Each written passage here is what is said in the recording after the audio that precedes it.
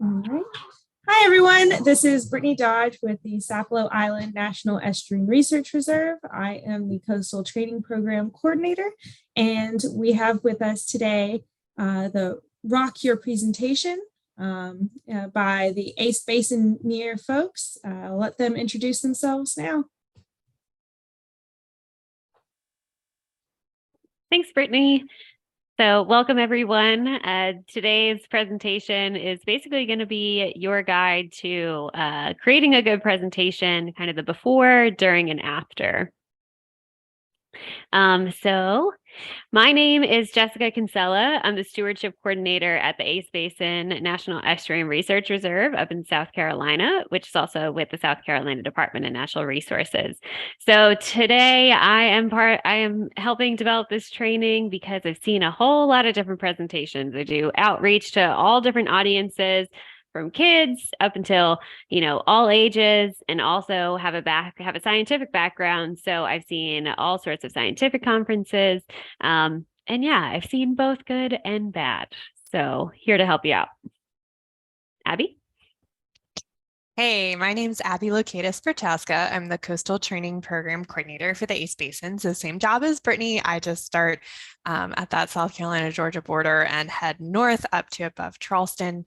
And like Jess, I have seen many, many presentations of varying quality. And I also put together different training programs and conferences, and sometimes need speakers to work together, develop things together. So we're doing a lot of sharing with you what happens behind the scenes so that some things can be really smooth and that you give a really good presentation. Great. So the main thing that we want you to take away from this training is the amount of time that should be dedicated before, during, and after your presentation.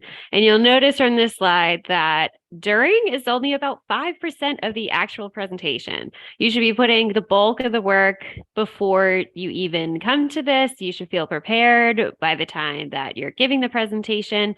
And then actually there's more work after than during. So kind of that follow-up afterwards. So we'll break this down as we get further into it.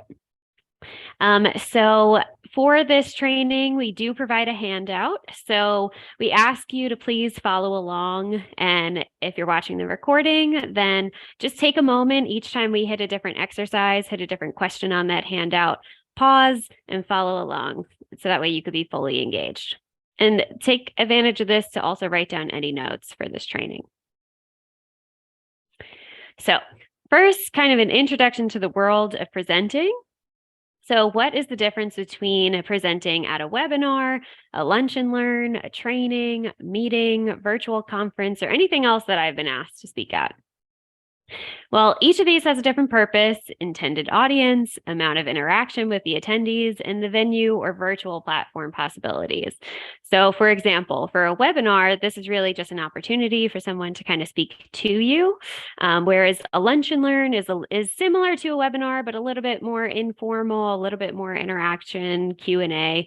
A training, though, or a meeting is really your opportunity to engage with your audience and should really have a goal associated with those. Meetings specifically, that's a whole other training if you want to dive deeper into that. And then a virtual conference is an opportunity for multiple speakers or an in-person conference.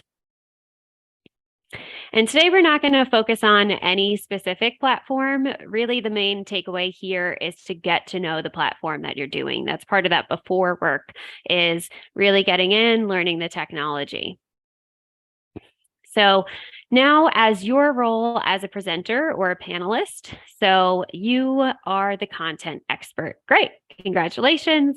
You have spent a whole lot of time researching a specific topic, and now it's your opportunity to actually present that. And virtual event roles that you may come across if you're presenting in a virtual setting, you could either be the webinar organizer or the host. So in this case, that's Brittany. Presenter or panelist, that's going to be me right now. Moderator or audience supervisor, That is kind of a combination of both Abby and Britt, a technology producer, and then you may also have other presenters or panelists. And the main thing that we want you to take away here is that you should have multiple roles in this. You should have at least one other person that's helping you out, because it is really hard to kind of balance all of this. And it doesn't, you may look at this and you may say, oh gosh, I have to corral 4 different people. No, but if you have at least one other person and you have kind of managed how you're going to moderate all of these different roles, then you're in a good place. And the same goes for events, in-person events. So you may have a moderator who's kind of moderating questions, or the host, and those could be the same person, and then your presenters and panelists. And also the AV staff, because we all know that we run into those issues. So even though we're kind of talking both virtually and in person, a lot of the things that we're going to teach you are applicable to both. So really, one major takeaway is that excellent visuals and command of technology are important in both settings. So this is part of that preparation, getting to know your technology. And this way it kind of seems seamless. We all know that we have hiccups and mistakes, but the more in command you are, the less distracting it is. And also, just the more professional that you come across. And people really like visuals to be engaging. Okay, so we're going to follow this example throughout the entire training. So in this case, would you like to present about a recent fishing regulation changes during an upcoming event? Why on earth would I want to do that? So you're a scientist and you're like, is it really part of my job to be presenting to people? Why am I even asked to do this? Well, we've been getting angry and confused messages from anglers about the catch limits. If the new limits don't get followed, the population might crash. I'm in. The presentation will reach lots of anglers and help solve a problem. So this is your opportunity. Presenting in any setting is an opportunity to connect with audiences, bringing behavior change.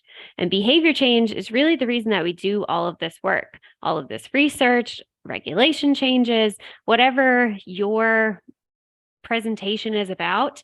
The intention is to be able to make an influence on people to cause them to do something different than what they're already doing. Okay, so our goal for this presentation is to get recreational anglers to follow the new regulations. Yes, I also asked our coworkers to present about the new research supporting the new regulations. So this is your opportunity. You're the one in orange here, just to clarify. So you want to make sure that the goal of your presentation is the same as the goal of your host, and then also they may be asking other people. So this is your opportunity to clarify, not only making sure that you two are on the same page, but that you and maybe the other presenter aren't presenting on the same things, but that they're aligned. Wait, I'm a scientist. Is it really part of my job to get people to change their behavior? Yes, from attracting new collaborators to informing resource management, scientists present for behavior change. Just kind of that thought that I said earlier, this is your opportunity to take your work and apply it. Okay, so the first exercise that we have, like I said, if you're on the recording, pause here and follow along. So after you present on your topic, how would you like your attendees to change their behavior? Write your answer on your handout. So for me, as a stewardship coordinator, just to give one example, a lot of what I do is managing public access and visitor use. So in this case, I may want my visitors to leave no trace. So that may be my behavior change. So people are leaving a lot of trash behind, but I want them to stop doing that. Ooh, I have a behavior change for this training. Yeah. Right. So one of the things we wanted to get out of this was to see really good slide design. We've seen some slides in the past that aren't that great, so we wanted to see really good ones in the future, and we'll talk more about that later in this training. Great. Thank you, Abby. So part of our before work was setting our intention for the training, setting our behavior change goal. Okay. So now, why are we in this training? We're learning to be effective, engaging virtual presenters. So what makes a presentation effective and engaging? Well, for one, the presenter clarified the new regulations. So you cleared up maybe some fogginess. Your message was clear. The presentation connected to my existing knowledge. So you know your audience, and now you're building on what they may already know. I understand why it is important that I follow the regulations. So now they're starting to see why you've been doing all this research and how it applies to them. I now follow the new regulations. So now they are aware of the research and what they need to do, and now they're actually acting and doing that behavior change. Okay, but how can I tell if especially in a virtual setting, if the audience is engaged? Well, we ask relevant questions. So chat box is lit up. We don't leave in the middle. We participate in engagement activities like polls. And the webinar report shows my engagement levels. So this is a great tool when you're using a lot of these virtual platforms, is that they can actually keep track of all of these different aspects of whether or not your audience is engaged. Okay, so here is kind of the end all be all of being both effective and engaging. So I'm sure you've seen a presentation that the person was a great presenter. They made you laugh the whole time. You were fully focused on the presentation. But then at the end, you realize you didn't get much out of it. Well, it's really, really easy to be engaging without being effective, but it's really, really hard to be effective without being engaging. So, okay, take a pause for a second. All right, so now we're moving on to your audience. Who are these people that you're even presenting to? Well, part of the before is getting to know your audience before creating your presentation. This sounds like a lot of work, though. What's in this for me? Well, you've put hard work into your research, understanding regulations, or fairly reviewing permit applications. So it's now your turn to put in hard work into your communication skills. Communicating your topic will save you time and energy later. Getting to know your audience is the key to any presentation, to any meeting, to any webinar, because if you don't know who you're presenting to, then you don't know what they might know, what challenges they may be facing. Now, we see this all the time. This word gets thrown around too easily, but the general public is an English band from the 1980s. They are not your audience. We need you to be more specific about who your audience is. So this is your time to kind of think about who is using the information that you're presenting. So here, kind of take a moment, take a look at some of the examples that we gave of common audiences that we present to, and think about who might be some of yours. So taking a look at this for me, it can be wildlife managers, partner programs, my supervisor, state agency employees. And I know Abby's got some of the other ones on here, like city council planners, certified, floodplain managers. So yeah, just take 1 minute and kind of look at this. And if you don't see the ones that you're presenting to on here, go ahead and write them, take some notes on your handout.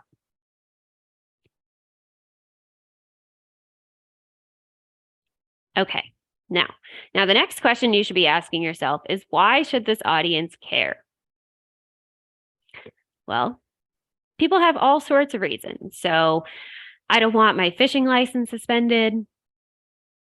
I don't want a fine. I think it's good for the state to have a healthy fish population. I want to teach my grandkids to fish. Now, you might notice here that each of these has a different core value attached to them. So you may have family, longevity, connection to the environment, safety, all of these different things that connect to people's core values that cause them to care about the issue. So now, the next exercise that we have is for you to take a moment and describe your audience and why they should care about the topic. And then write your answer on the handout. So one example of that for this training would be my audience is going to be other coastal managers, other coastal professionals, maybe students or professors that want to attend this. And the reason they should care about it is because they want to effectively engage different audiences and create really good presentations because they spend all this time working and people should understand why. Definitely got that for this training. So I'm going to share another example from my work. So I work a lot with people who have stormwater ponds in their neighborhoods, and a lot of times they don't even know that they are responsible for the pond. So I like to frame them as, anyone living in a neighborhood that has a stormwater pond. And why they need to care about that topic is one, well, they're legally responsible to take care of it, whether they realize that or not. And two, because that is something that really protects our water quality in the area. We all need clean surface water around us. And most of the time when you explain the link between the stormwater ponds and the surface water so that it's healthy to go swimming and fishing and all those things out in the creeks and marshes, people are like, oh, okay, I want to take care of my pond. Great example. Thank you, Abby. Okay, so next question about your audience is, what does your audience already know? And this is another example of different levels of knowledge. So first we have someone who knows how to fish. Well, not only do they know how to fish, we already know how to identify fish. We already know that we should have fishing licenses. We already know that South Carolina has species-specific fishing regulations. So the person who knows how to fish has an incredibly different knowledge level than someone who is maybe engaged with your organization and is following regulations, has a fishing license, and is much more knowledgeable. So the way that you're going to communicate to these two different people is vastly different. So what misconceptions does your audience might have? Especially when we're talking about state agencies or universities, people have misconceptions about your organization. So let's see. We think that the regulations didn't change this year. We think that all DNR staff are law enforcement. We think that regulations are based on questionable research. And we think that DNR staff write and approve laws. So we have all different levels here. We have people who don't understand the regulation process versus people that don't understand the organization, ones that just are kind of questionable to science. We're seeing this more and more often. And then in this case, what your organization actually does. So they can have all different misconceptions that you may need to clarify in your message. So can you do a presentation about the new regulations for commercial fishermen? I usually present to recreational anglers. What do I need to know about commercial fishermen?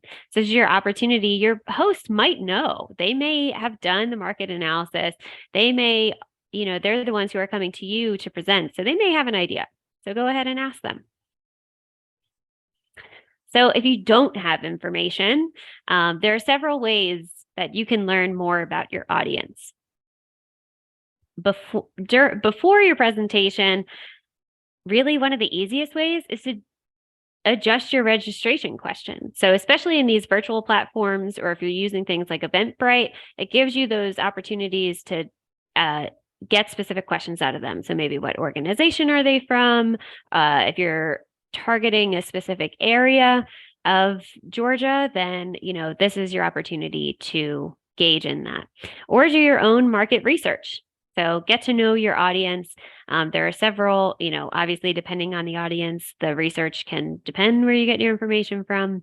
But yeah, if you have any specific questions about that, or you may be able to go to Brittany or to us, and we may be able to help you out and seek out information on who you are presenting to. So during the presentation, this is your opportunity to engage using polls, chat, Q&A.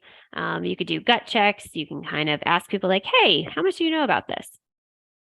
And then after is through evaluations. We are always doing evaluations for both of our organizations down in Sapelo and up in the Basin.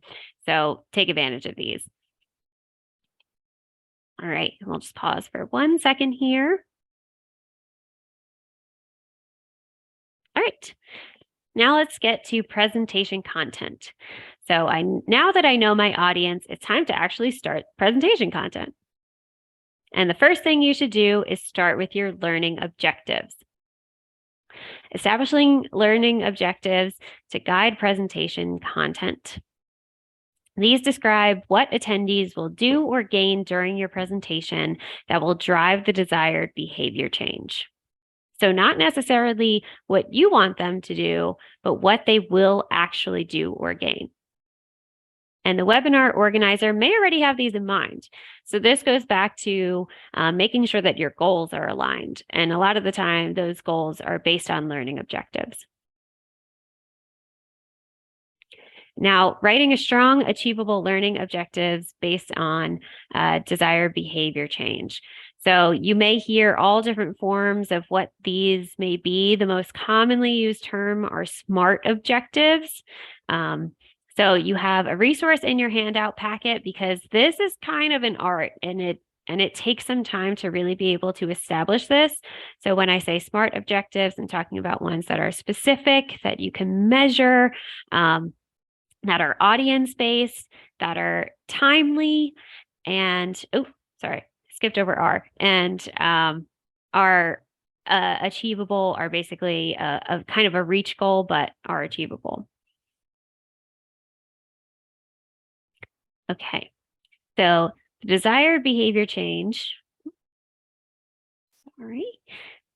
is that you want recreational anglers to comply with the new fishing regulations.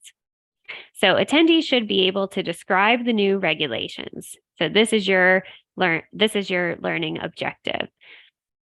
Another learning objective could be that attendees should be able to review their fishing practices for needed changes of compliance. Can also be attendees should be able to practice following their new regulations during their fishing trip. So here we have kind of the basic level, like right after the presentation, they should be able to describe the new regulations to you, and then on their own time, be able to review. And then when they actually go out, they're doing that desired behavior change. So in your learning objectives, you should kind of avoid staying away from these words. Things like appreciate, be aware, believe, know, learn, understand. These words are too vague and open to interpretation. So you may remember in the last slide that what we basically said that they're able to describe the new regulations. So yeah, by being able to describe, then you know that they learned it. You know that they know it. Instead of using know or learn, say that they can recite it back to you or something like that. And being able to match your time limit with a number of objectives in order to avoid overload. So you probably only need one learning objective for a short presentation. So in our case, we may have 3 learning objectives because this is going to be a longer training over the course of 3 hours. But if you're just giving a 15-minute presentation, then it may just be one learning objective that you want by the end. So this is our opportunity to practice some of that. So write a learning objective for your topic on your handout. So in this case, our learning objective would be that by the end of this training, you will be able to go into your registration based on something that we just talked about. Go into your registration and come up with a few good questions of to learn more about your audience.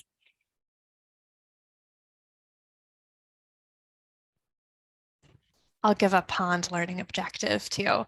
So when we work, one of the hot topics of stormwater pond management a lot of times is alligators. And people are like, oh my gosh, the alligators are they're gonna bother us so much. And so one of our learning objectives is be able to describe what is normal alligator behavior versus what is nuisance alligator behavior. So alligators hanging out, normal; alligators coming after someone, nuisance. So that is a learning objective, describe the difference. Great. For me, it would be maybe visitors understand whether or not, when I'm talking about visitors, a lot of the time I'm dealing with beaches. So maybe the visitors are able to share what the regulations are for those beaches and know not to bring, not using no, and will not bring their dogs onto a beach that they're not allowed. Okay. Right, switching over to you, Abby. Great. I am pulling up my PowerPoint.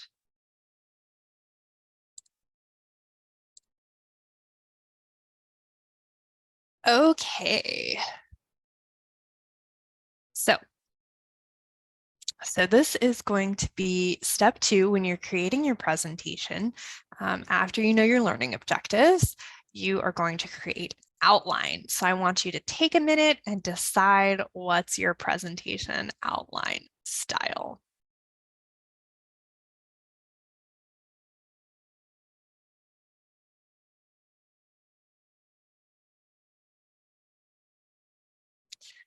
All right, so I know you might be having flashbacks to college or grad school when you had to outline things. It's not that hard, I promise. So if you're on the right-hand side of this slide, so either bare bones or including what you plan to say with each point, that's a great range to be. You can be flexible in how you create your outline. Where you don't want to be is on the left-hand side. So if you don't have an outline, how would you know that you're hitting the learning objectives? How would you work with somebody else if you were giving 2 different talks in a training? It would be really hard. We'd encourage you to just get your outline to bare bones at that point. And then if you have everything you know about your topic in your outline, that is a great reference document for you for later. So save that and then pull out the pieces that would be specific to this presentation, whatever the goal is for the specific thing that you're doing right now.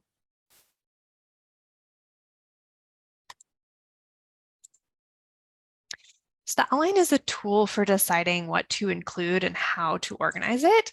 You're going to start your outline by considering the learning objectives. And then the key points are the information needed to get your audience to achieve those objectives. And then when you have an outline, it's really easy to tweak if you're presenting with anyone else, and it's really easy to get to slides from this point. But we'll talk about more about what is going in your outline in the order of things. So you want to show the audience why they should care very early in the presentation. That's why we did some research earlier about what they might care about, understanding the audience. So we want to hook them in right at the beginning.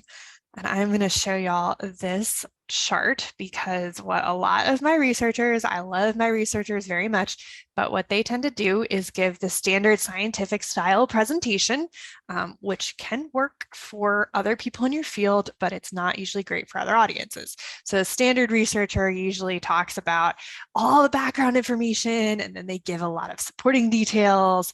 And then to the very end, they get to the results and conclusions. And a lot of times the results and conclusions are the why the audience should care.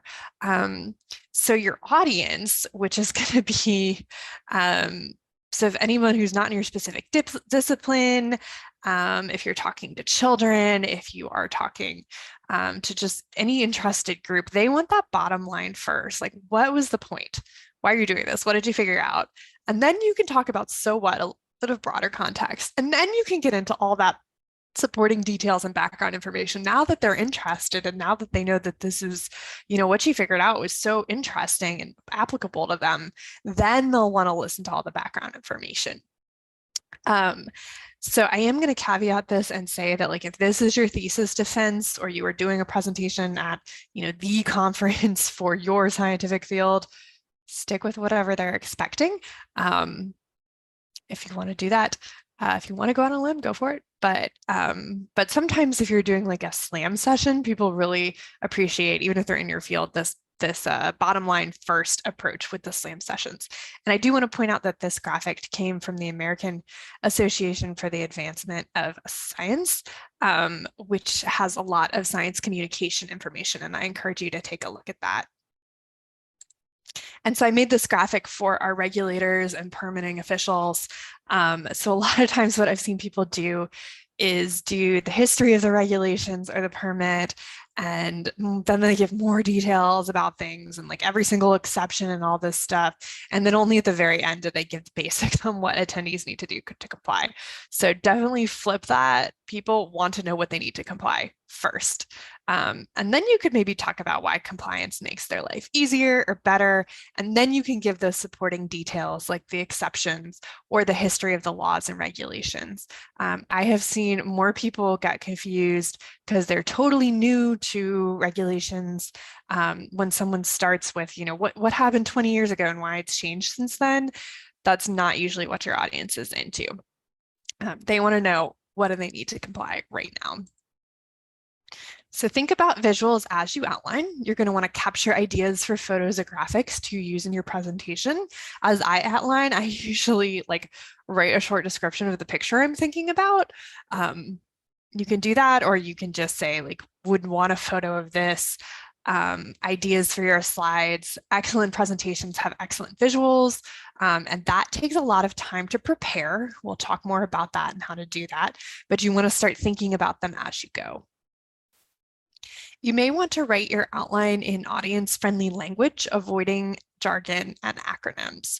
So excellent presentations use the appropriate level of language, which depends on your audience, but almost no one likes a bunch of jargon or 5,000 acronyms. There's so many projects out there, y'all, with an acronym, and unless you're working on that project, nobody knows what it means. So just write it all out. That'll really help your audience. You can test out audience-friendly language in your outline. That will save you time later when you decide what text to include in your slides and what you want to include in your script. Okay, so if you have a question, write it down. We'd love to answer it. We're going to move on to step 3.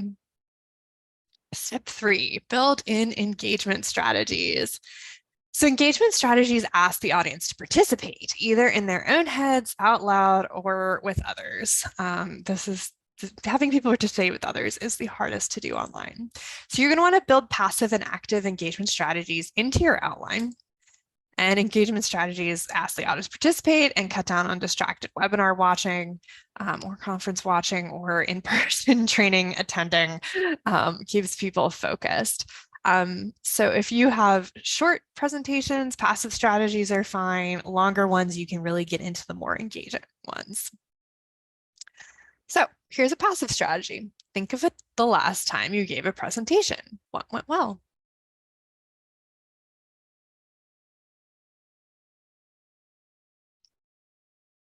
So hopefully y'all have an idea in your head of something that went well with the presentation. And I put this in here. I avoided jargon and the audience asked me lots of good questions. That's what I like when I give a presentation. And that does happen pretty frequently for me. So that is something that goes well. The animations that we've been using throughout the slide deck are also good passive strategies. Another thing you can use is compelling images to tell a story. So the first thing you're going to want to do is high quality image, and use 1 image per slide. And so this image is the start of the story before we installed the living shoreline. We had a bunch of volunteers from Clemson working with SCDNR, working to build new oyster habitat. And here's the site at the beginning of the workday. Then after, and this is what 13 people can accomplish in just a few hours, the old derelict traps are ready and waiting for baby oysters to attach to them. And we'll continue to monitor the new reef for oyster growth. We actually have some like even after pictures of this that I should probably pop in this presentation.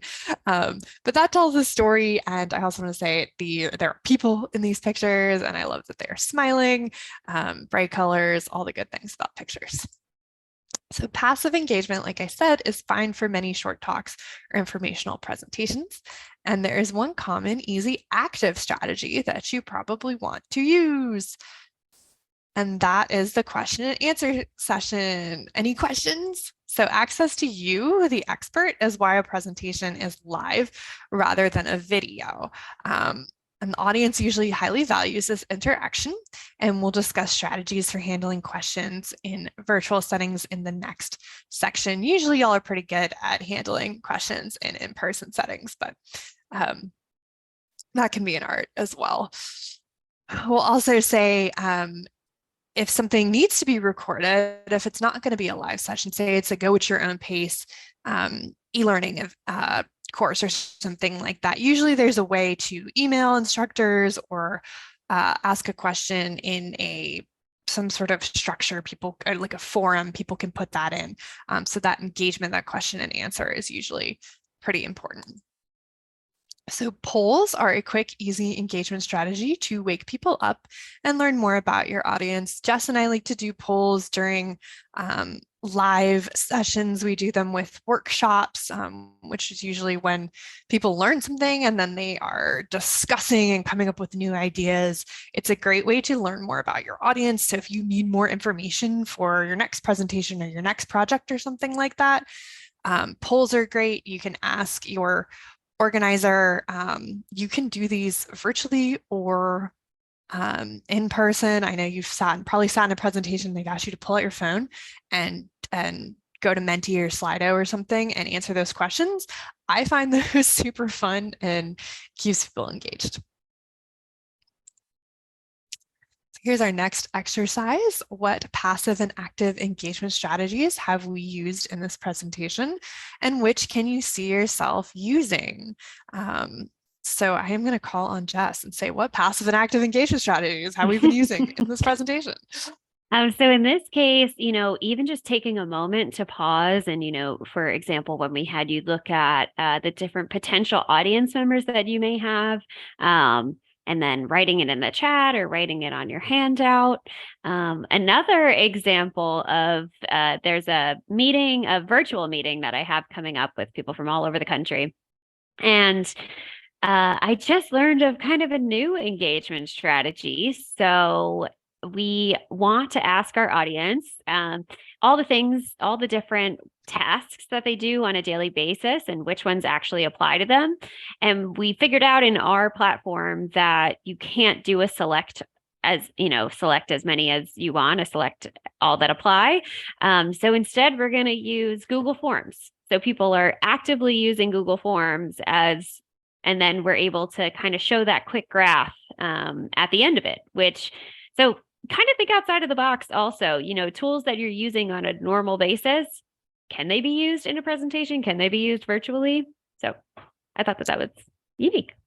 Yeah, I like that example a lot. Another thing that I end up doing a lot is demonstrating like mappers and other places to find data online. And I'll usually show it online and show, some of the features. And then I'll ask people to bring it up and give them time to look around themselves and share out what they learn.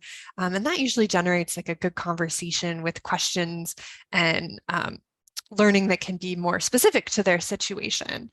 So there's a lot of these that you can use. So just pause right now and maybe write down some ones you might want to try in the future.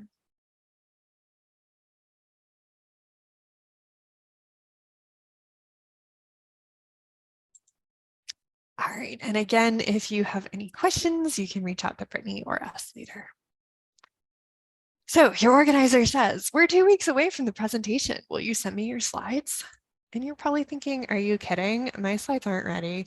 I know y'all are trying to do these the night before, and maybe you've been like, oh no, I don't have enough time to get the presentation where I want it to be. This will just have to work.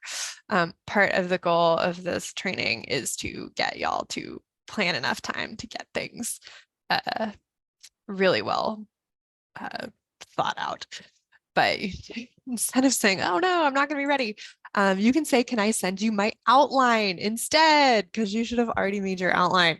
And let me know if I'm covering the right amount of content or overlapping with other speakers. This is why your outline is so useful, especially if someone like me has invited you to do a training. Sometimes or Brittany, we don't know what you're going to say. And it's not that we don't think you're smart.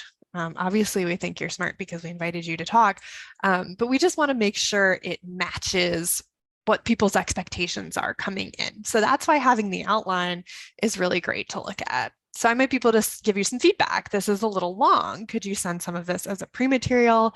Let me know if you have handouts. Say, will do. I should have my slides ready 3 days before. Would you like them done? And this slide just illustrates that having that outline is a way to help you get timing and the amount of content you have to deliver correct. And then if you have too much stuff, or you're like, maybe some people be interested in this, but not everyone, remember you can use pre-materials such as handouts, and then post material. You need pre-materials such as stuff that gets sent out beforehand. Handouts would be things like the worksheet that we have you looking at during this to fill in notes. And then post materials would be something I usually like to send out a longer form. Like if there's a book for something that I recommend, I'm like, you can look at this when you have time, or a mapper or something like that. And that way you can refer people to those and you don't have to put every single detail in your presentation. You will probably need to send your slides a few days before the presentation anyway. This is a backup if your internet messes up, so the webinar organizer to make sure you aren't going to present something terrible. We also, the number one question we get asked when we do host any sort of presentation, whether virtual or in person, is, can I get a copy of the slides? So if the organizer who has all the registration information already has a PDF of the slides, just makes it that much easier. But we really do want to make sure we aren't going to be getting something like this. And this is a terrible slide. And this is definitely a fake example. And you are all too smart and wonderful to have done all of these things on one slide. But we are all guilty of doing at least one of these things at some point. So get this out of your head. We're not going to do this. And then we're going to, this is a great time to take a little break, pause, and then we'll come back and do presentation design. So pause if you need it. If not, we're going to come straight back into presentation design.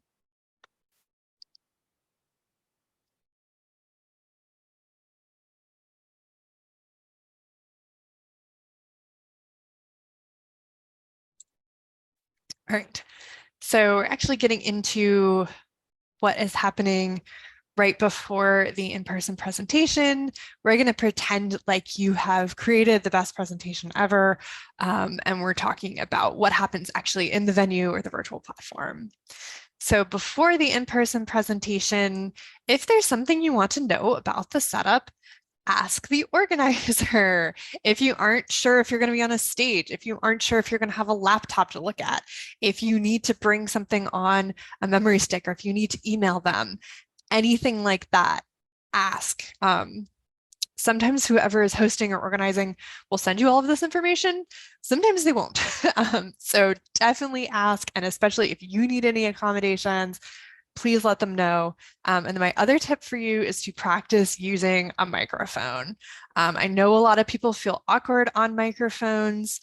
They do take practice. They're not something we use every day, but they really are something that helps people who have hearing disabilities, or if you're someone like me, and if it's just sort of hard to hear, I just start getting annoyed and then I don't listen at all.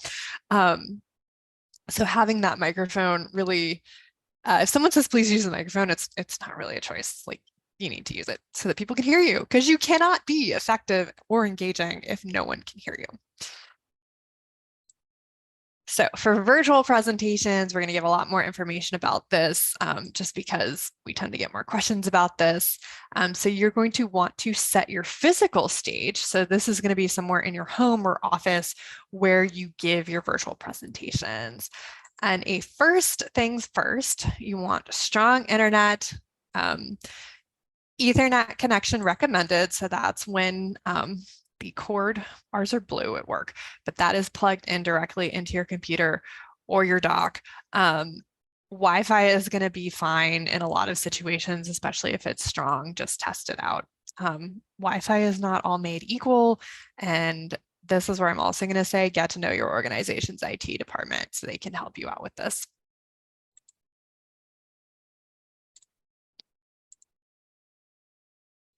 You are going to want to minimize traffic in whatever area you choose.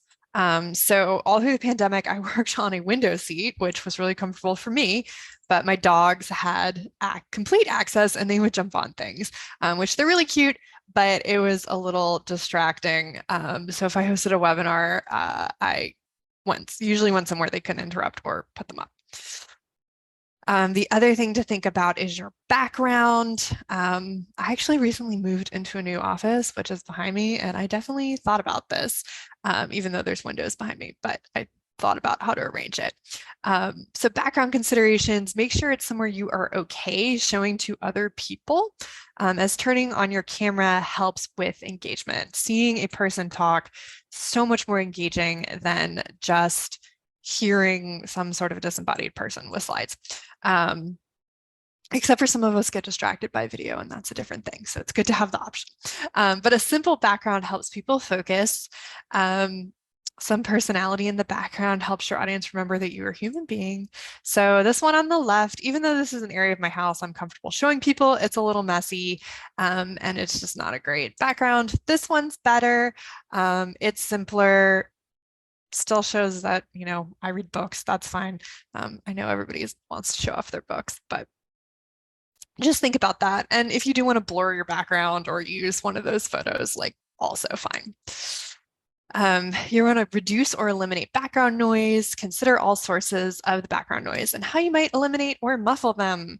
I know that a lot of the webinar platforms, meeting platforms, they've gotten really good at just picking up who is talking. But sometimes I think people have relied on that and been like, oh, Zoom will just, it won't pick up this background noise, and it actually has. So just like test that theory. If you're like, oh, they won't hear my kids yelling or whatever it is, test that out beforehand maybe. And then also you can adjust your microphone volume so that it's less sensitive and it's maybe only picking up stuff really close to it, like your voice. Lighting is something to consider. Have a wall behind you, not a window. If you have to have a window, put up a curtain that blocks light. I will probably get curtains at some point that are not so sheer for this office, just for a little bit better lighting.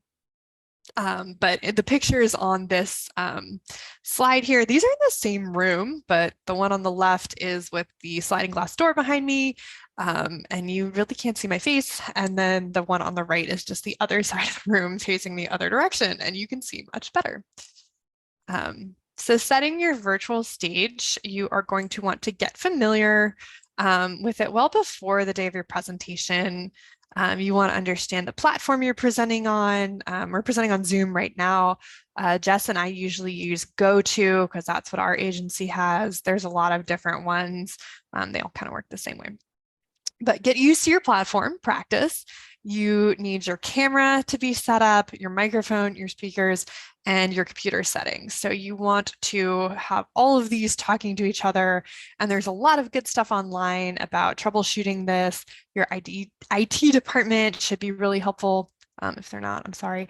But our IT department at South Carolina DNR really is. They're usually a good resource. And I just want to say you're responsible for understanding how your camera, microphone, computer, and platform all work together. Your agency or your organization has spent a lot of money to buy all this equipment for you. And you should learn how to use it so that you can do your job really effectively. I will also say don't expect your webinar organizer to be able to troubleshoot every device and operating system in the entire world. Folks like me and Jess and Brittany have gotten really good at troubleshooting a lot of things. There's some things that just tend to be the problem, but it's hard to do it right when you're trying to start a webinar or in the middle of some sort of presentation. We usually like to troubleshoot beforehand, and also we just don't know everything. So you should be on that. You may need to allow the platform or the app to access your camera, mic, and speakers, or need to change settings through the platform. So sometimes you have to change settings on your computer. Sometimes you have to change settings on Zoom or on GoTo or WebEx or whatever you're using. If you don't know how this works, ask your IT department, start searching those help forums. Here's a quick camera guide. So the built-in camera, that is what I'm using right now on my laptop. I can look straight at it. It's the best. External webcams, also great that, they're usually USB plugged right into the computer. We do caution you to try to avoid having no camera or having it on another device. I have seen that work in a pinch, but it is not quite the best. So camera angles, they matter. Straight on is the best, not any of the other things. And you may be wondering, do I really need to turn my camera on? And I highly encourage it because it is more engaging. But you don't have to turn your camera on if your internet speed will not support it. That is one of the easiest ways to reduce lag, is just turn all cameras off. And you really do need people to hear you and see your presentation slides rather than see you. Those are the two fundamental things. And also, you don't have to have your camera on if there's anything going on with your background or with your appearance that you don't want to share. So I'm not saying you have to do it. It's preferred, but if it really is just not going to be good for you, you don't do it. But this is kind of why we spent a lot of time going over internet connection and having a good space to present from too. And then always make sure to send the organizer a headshot or include one on your intro slide. So this helps the audience connect with you as a person, seeing faces. They know you are a person, not just, a regulator or an arm of whatever agency. And this is in case your camera doesn't work or you don't want to use it. You can upload a photo to the software, to the meeting platform. And for the little box area, usually that works. And we had our headshots in the beginning just in case something messed up. And you'll remember us when you look at the slides later. So a quick microphone guide here. I'm using a headset. It really is the best. It is a USB plug-in. It was about $12. It's amazing. They don't have to be expensive. The earbuds with the microphone also work.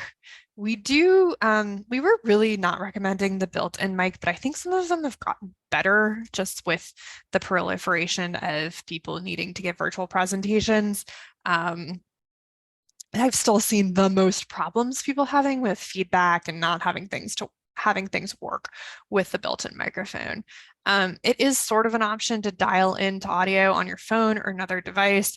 I'm just going to say try not to do that because it can become really confusing and the potential for feedback is really high. So I do want to remind you that your microphone volume is also adjustable on your computer, and this is how much sound your microphone picks up. So sometimes this is a great reason to check in with your organizer a little bit early, and they can tell you if you sound right or not. And this is also why I like headsets, because you can adjust it really just to pick up your voice because it's really close, but not background noise. So our speaker guide, you are going to want to match your microphone. Headsets are the best, but our built-in headsets are the best, but our built-in microphones can be okay. Our built-in speakers can be okay. Having no speakers or having no speakers is just not going to work because you can't hear the organizer and you can't hear the attendees if they're trying to ask questions or something like that. And another device, try to avoid that because it can get confusing. You are going to want to turn off all computer notifications. We don't want to see or hear your new email when you screen share, when you're talking. This is also a potential confidentiality issue. I've seen some subject lines that the presenters probably really didn't want anybody to see. So just turn everything off. You're also more productive if you don't have pop-up notifications. If you don't know how to do this, you can Google it or ask your IT department. And you also ask, can I use my phone or tablet to present if I'm away from my computer? Probably. It's going to depend on your platform and what you're doing. But I encourage using your computer. Other devices will work in a pinch. Definitely a good backup just in case things get weird. And I would say if you're using a camera or if you're using a phone or a tablet or something, prop it. Don't have it in your hand. Prop it so it doesn't move around. And still having a headset or earbuds is a really good idea because a lot of times those built-in mics on the smaller devices are not great. So finding your presentation voice.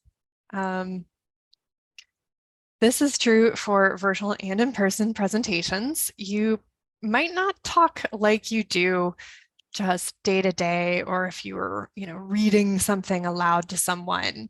If you're virtual, you are now basically a radio host with a really epic PowerPoint. That's basically what a webinar is.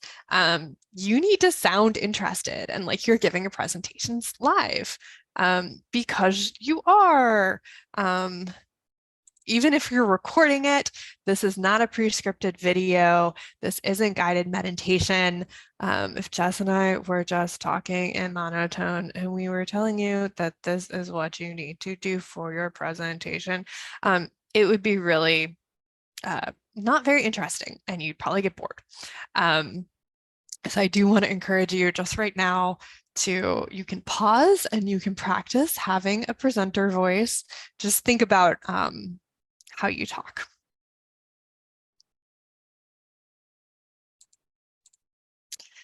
All right, so you may be wondering, when I present, can I just read my presentation notes? And I say you can, but be cautious.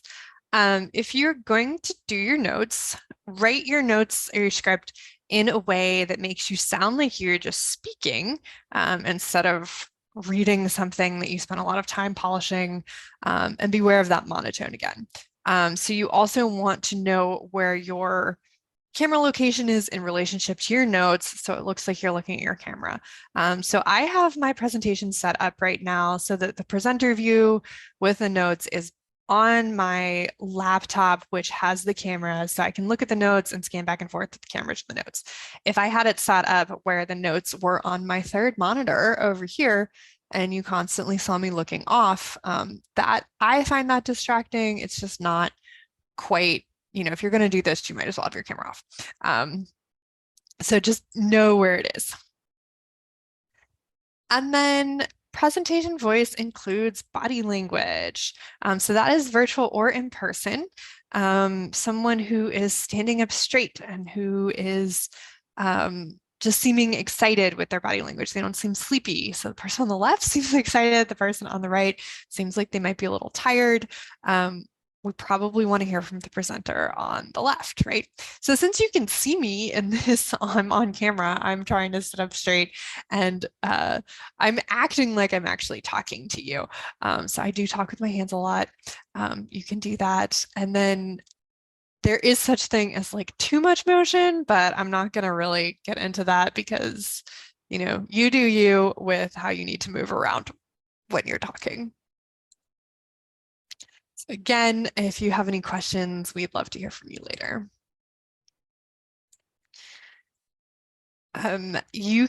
What we would encourage you to do is participate in the practice run on your stage with your complete tech setup. So this is really, we're talking about virtual presentations here, but if you ever are doing some sort of presentation or especially if it's part of a larger training that is in person, there's a chance that the organizer is going to want you to do basically a dress rehearsal, and you should participate. I know it seems like a lot of extra commitment, a lot of extra time, but it's really going to make sure everything works smoothly. So usually with the virtual ones, they're not quite as much extra time, but definitely just participate in the tech setup. And this might not happen if everyone involved is super used to working together and used to using this platform and all working together. But if you're new to the situation, if you're like, I've never used this platform before, I need to practice, just ask. It's better to practice than to not. So you're going to want to download or know how to web access the platform before you start. So these are just some types of platforms. I have all of these on all of my devices because I have to switch back and forth. It's doable. And then a great thing to do is to copy the access link sent to you by the organizer into your calendar event. Sometimes whatever platform, if you register or they add you as a panelist or something, it will just automatically send you a calendar event with that information. That's great. Just make sure it's in there. That way you don't have to search through your emails for an access link. So we're on for our tech check. One of the first things you're going to do is check your sound, and that's checking your mic, your speakers, your video sound. If you have a video in your presentation, definitely let your organizer know about it. Different virtual platforms have different ways of sharing computer sounds, and you're going to want to practice. And I'm also going to say, if you are presenting in person and you have a video, whether it's embedded in your presentation or if it needs Wi-Fi to stream, you will just tell the organizer, figure out how it works in that venue. Every venue is different. Videos I have seen cause the most tech problems during presentations, so just practice beforehand. You're going to want to check your platform settings. So that's, what the platform is actually telling you, and then the computer settings, and making sure everything is all working. We're doing this again because things can get weird when you use a new platform. One time Jess and I did this training, and GoTo had just updated, and it just did not do all the things we were expecting anymore. So we were like, whoops, and that was not great. But we pivoted and it was fine. But that can happen. Things that are totally not your fault can happen. Check everything again. You're going to check your camera. You're going to probably want to ask the organizer when it should be on or off. You probably don't have to keep it on the entire time, especially if other people are presenting. Again, check those platform settings and computer settings. You need to let your computer know it's okay for the camera to be accessed by that particular platform. Another thing we see that people are usually the most nervous about, even though they really should not be, it's fine, is screen sharing. So practice screen sharing before the event. And we've included our top 4 tips to make this seamless. So the first thing you want to do before anything even starts is close out any unneeded programs. This is so you won't accidentally share something you shouldn't. And so the sharing options, when you click share screen on the platform, will be simpler. There are a few different ways to configure this. When you click on that sharing option, it's going to show you multiple screens. So be aware of multiple screens. There are a couple different ways you can set up things. This is why we recommend practicing with the setup you're going to use for the actual day of. So my setup that I prefer has a laptop and 2 extra monitors. That is what I like. That is how I do it. You probably have a different preference. That's fine. Just remember how things work. You can play around and do what works best for you. There's usually an audience view when you're screen sharing. It can tell, you can see what the audience is seeing. Different platforms look different ways. This is so you don't have to ask if people can see your slides, or that the slide changed and isn't lagging. Practice until that the screen share comes naturally, and you can write that down. excuse me. This way, it doesn't matter if you forget how to do it the day of, you can just refer to your notes. And honestly, I'm just going to share, if it feels like it's taking forever to you in your own head, it's probably only taking 3 seconds, which your audience does not notice or care about. Things seem a lot longer to you than it does to anybody else.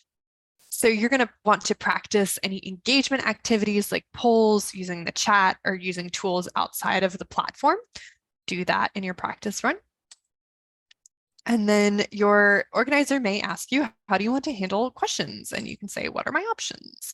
So superstar presenters understand strengths and weaknesses of all these options, whether you're virtual or in person, and can just roll with it no matter what happens. But if you're new to this, just ask and ask how it's going to go.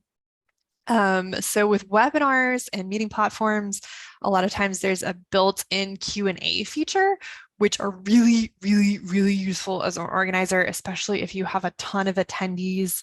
It just keeps everything organized. Sometimes we can assign the question to you, and you can type it in, you can answer it live. After a webinar, we usually get a spreadsheet with a report of all the questions, and that helps us write follow-up documents, create an FAQ, all of those things. Very, very useful, but it can be a little overwhelming if you've never seen it before. So just ask and practice. So I haven't used that. Can we practice right now? And then it seems like we didn't get to everyone's question. This can happen a lot, especially with events that are high attended.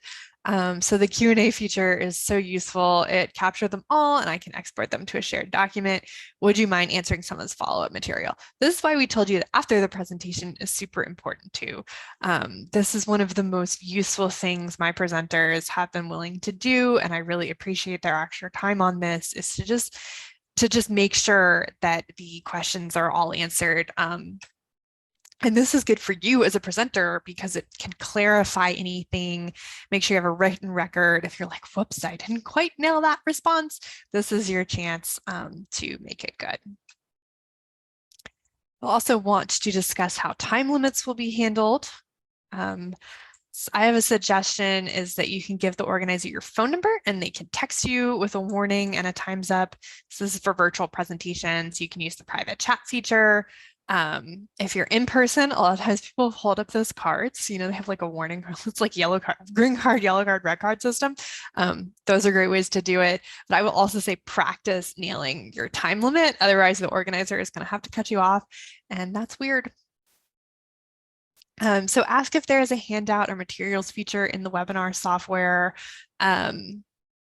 These are usually really great so that people can just download things they need right during the day of. Links in the chat work really well too.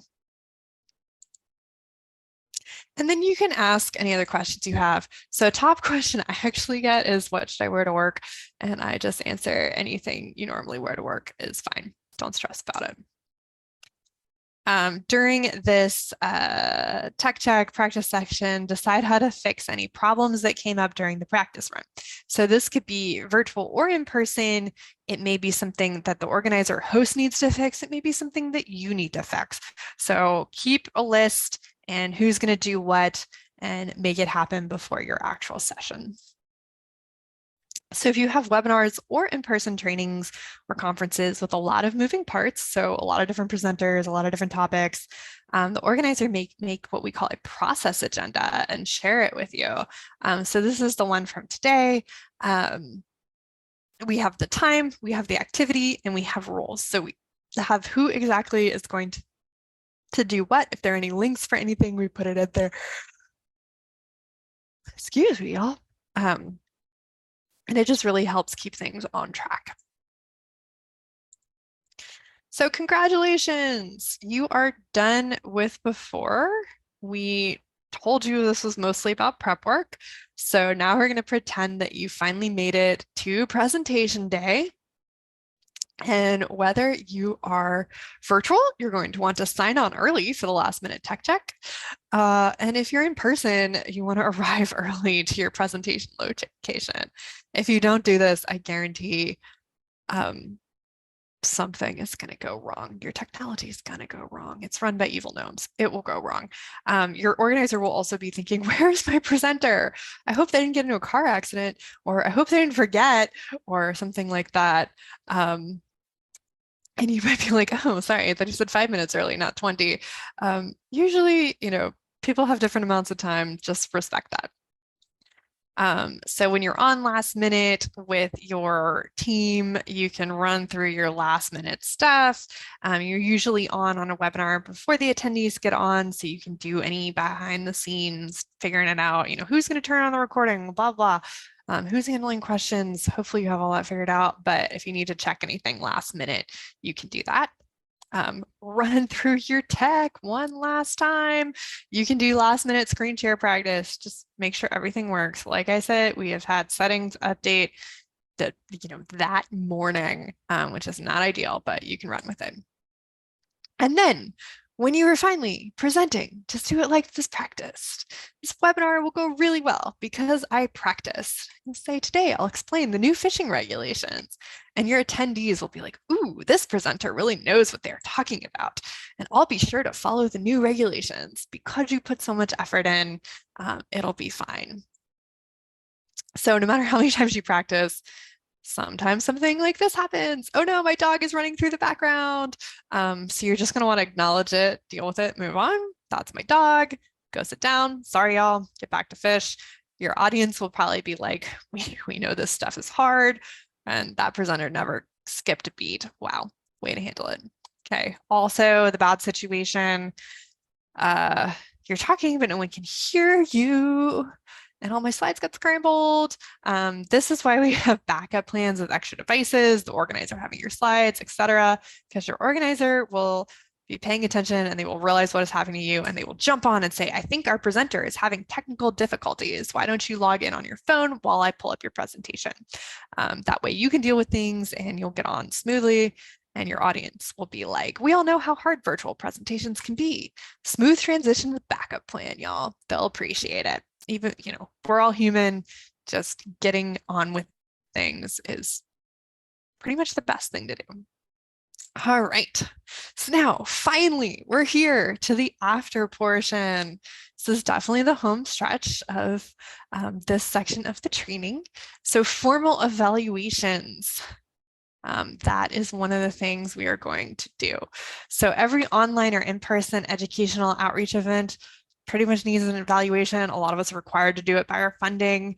The fun thing about virtual events is you can basically make your attendees take them right then and there on the computer. They just click, click, click, they're done. I've also started making people do them before they can leave in person and giving them a little gift. So they do them in person. But you can ask your organizer beforehand what questions they include, if you could add anything, if you have anything specific you want to know, whatever they do might just be fine for your purposes, and to see the results. You can also do your own informal evaluation. Some people recommend watching the recording of your presentation. I find that really awkward and I don't want to do it. So I'm not going to tell you have to, but if it helps you, go for it. You can ask the organizer what they thought. Honestly, they should follow up with you anyway to see if you have feedback for them on how things went. You can ask a friend who attended.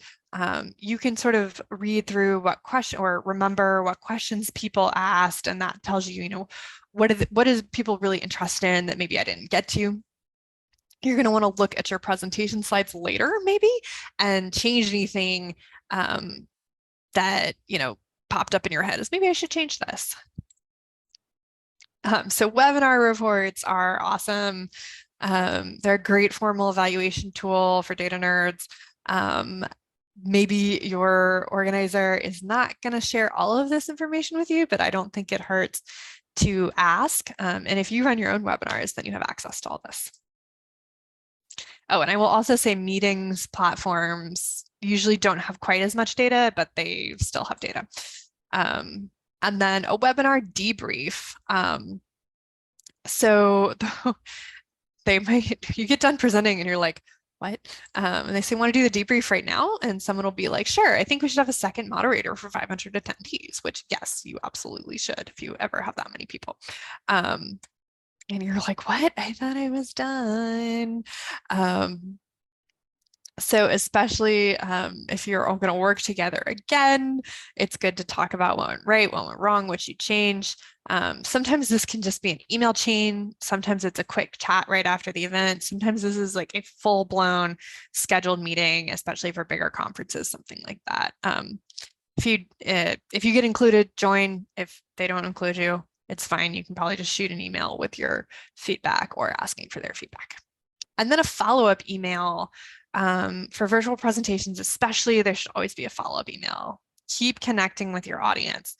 Usually an organizer sends these, they send post materials, evaluations, your contact information, all that stuff, the PDF of the slides, the link to the recording, all the things people want to see. And normally when Jess and I do this, we send one later today. Since this is a recording, you probably won't get one later today, but we would if we were doing this live. And that's all there is to it. We told you it was mostly prep work. Okay. And you can write down a thing that you've learned today that you intend to use in your next presentation. We're going to jump into. Yeah, we can keep on rolling. So now that you've done kind of all the actual, in terms of the outline, in terms of setting yourself up, but I want to make sure that my presentation actually looks good. So this is where we're getting into our graphic design, the basics. Okay, so the first thing you could ask is, does our organization have a style guide? Yes, let me send it to you. So your organizer may have these, but we want you to be aware that sometimes the organizational template isn't the best. So this used to be our organizational template for DNR. And as you can see, not only are the colors not ideal, but also they're taking up a lot of the slide. So if you need to use it, it is what it is, but take all of that into consideration when you're setting up your slides. Don't assume that you have a full slide, but if you can avoid it, we recommend you do. Another major thing is to avoid bad color combinations. So here, not only do these colors just kind of remind us of the holidays, but in this case in particular, this is an issue if you have audience members that are colorblind. The red green is one of the most common forms of color blindness and not being able to distinguish between the two. So this is just something to keep in mind. Basically, what we tell people is that a white background with a dark font is always good. It's what we've been using during this entire presentation.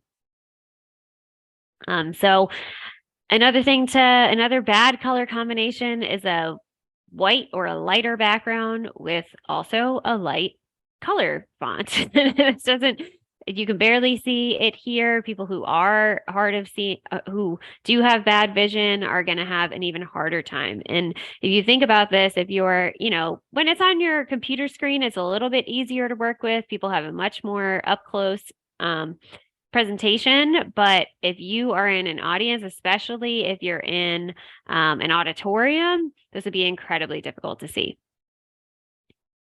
Another option that works, I like to go with this format sometimes, is just a dark background with a light font.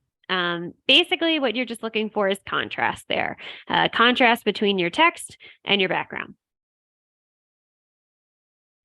And don't use these crazy fonts. I mean, even in your title should be the most important thing. And that's probably the most common place that I see them. But the whole point is that you want your audience to be able to read what you have on the slide. So just stick to the classics. Your Calibris, your Arials, your Times New Roman.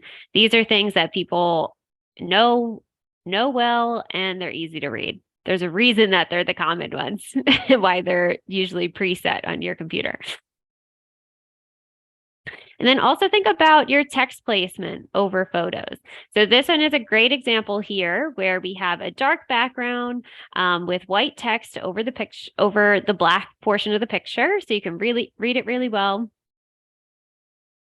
But then, sometimes you have a picture that's taking up kind of a lot of space, so this text placement is a little less than good. And then this one's really poor. So now if you could have just put your text at the top and people would be able to read it, but you chose to put the light in front of the light background.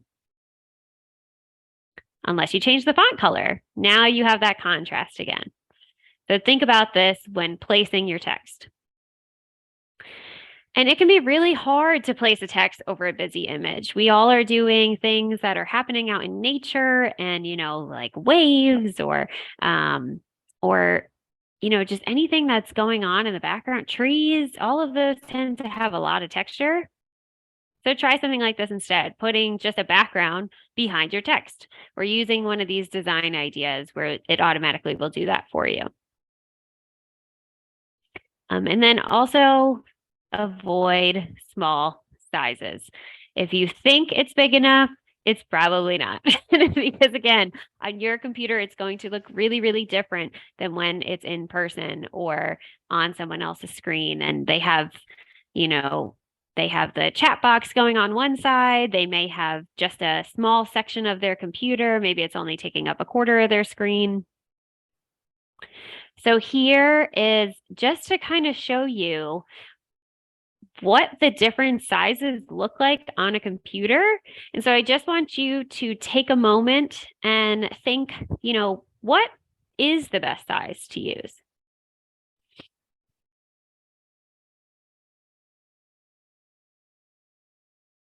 Basically, anything between 18 and 66 is probably fine, depending on what exactly you're trying to accomplish. And we'll get into some of those details as we move on, but the bigger, the better.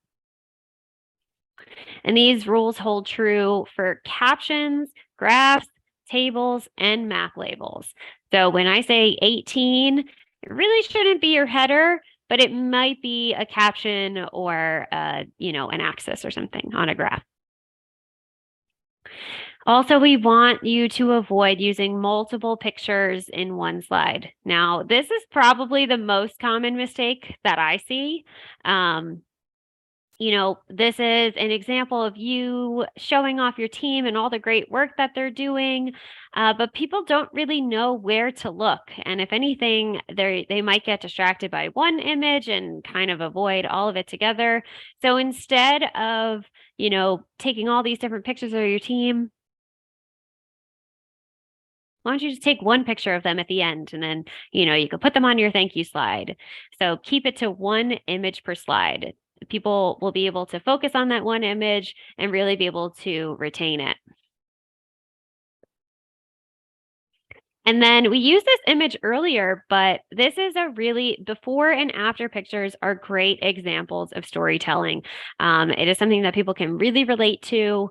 And I know we all make the mistake of we do a project, we love the way that it looks, and then we go, oh, I forgot to take the before picture. But really try to remember. I know that it can be difficult at times, but you can see here this before picture of the living shoreline, and then after what it looks like. Did this image make you happy? That's something else to think about. I could have taken a before picture of just an empty shoreline, but the moment that you add people to it, you're creating an emotional connection. So now not only are you telling this before and after picture, but people are able to connect and they get to see these smiling faces. Okay, so now we're going to go over guidelines for photos apply. The guidelines for the photos apply to both the graphics, the maps, and graphs. Okay, so starting with special topics. So let's go over graphs and maps and tables first. Okay. So first, let's start with graphs. Consider your audience, always going back to that, knowing your audience, who they are, what they know, what their misconceptions are, and that'll help guide how much information you should really be putting on the slide. but before you even make a graph, because they do take a lot of time. If you want to make them right, do you even need a graph? Sometimes a picture will tell the entire story. And you could just supplement that with, handouts or background information that you can provide to your audience. Okay, so this is a graph that unfortunately I have seen. This is obviously a made up one, but I've seen a version of this many times. So let's just take a moment and kind of look at this and all of the different things that are wrong with this graph.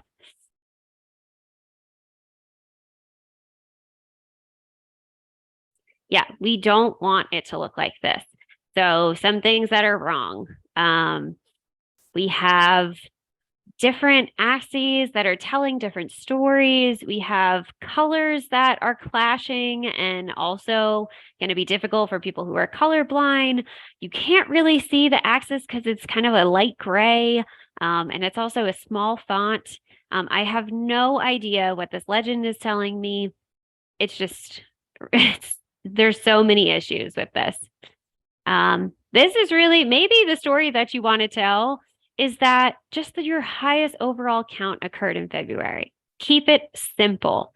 So a few different things that I've done here is I chose colors that I know will be easy for everyone to be able to distinguish the difference between my 3 samples.